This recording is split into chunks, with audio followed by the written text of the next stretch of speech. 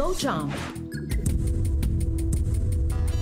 Sa challenge nito, kailangan hipa ng contestant ang ping-pong ball mula sa isang basong may tubig, papunta sa kabilang baso hanggang sa unahan kayong makarating sa pinakadulo. Ang huling makakagawa ng challenge ang ma-eliminate. Kung nakikita nyo, may mga cup dyan na magkukruise ang landas nila, pero kailangan nakastick kayo sa naka-assigned cup ninyo. Let's do this. Blow jump. The game begins in 3, 2, 1.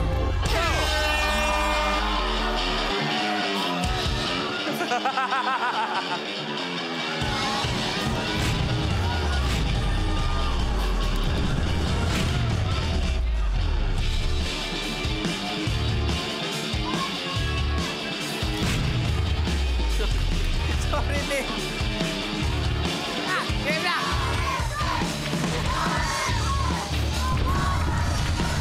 Emboy, buga!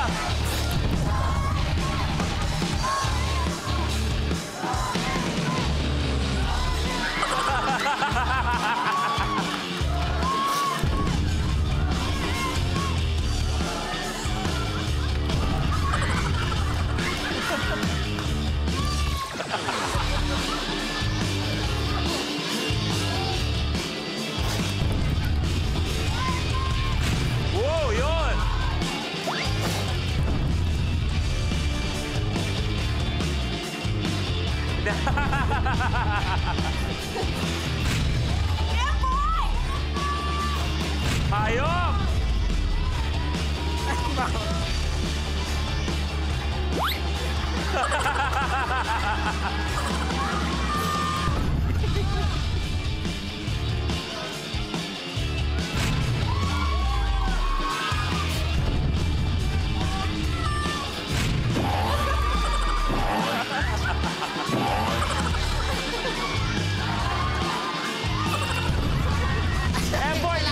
Ganun ka? Ba't ganun dyan?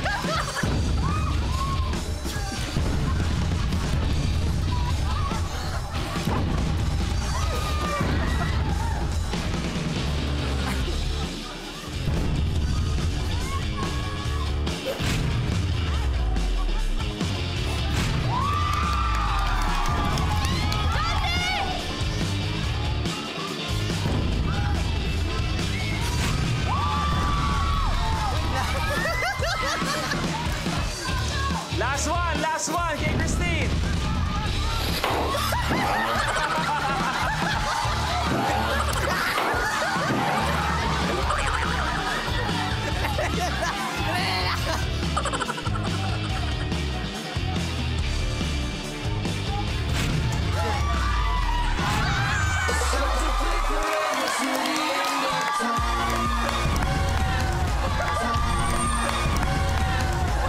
Christine, nauna ka. Kapamilya, kitang-kita natin, ganyan kasaya ang mga games dito sa Last Man Standing. At higit sa lahat, ganyan ka-game at kasaya ang mga players natin. Kaya diyan ka basta, bigay ka ng lahat. Kaya naman ang nakagawa ng challenge si Christine bilang Last Man Standing ay nanalo ng 50,000 pesos. Pero syempre, sulit pa rin ang laban ni Empoy dahil si Empoy mag-uwi pa rin ng 20,000 pesos at babawi pa bukas. Empoy, thank you very much. Pwede ka na po.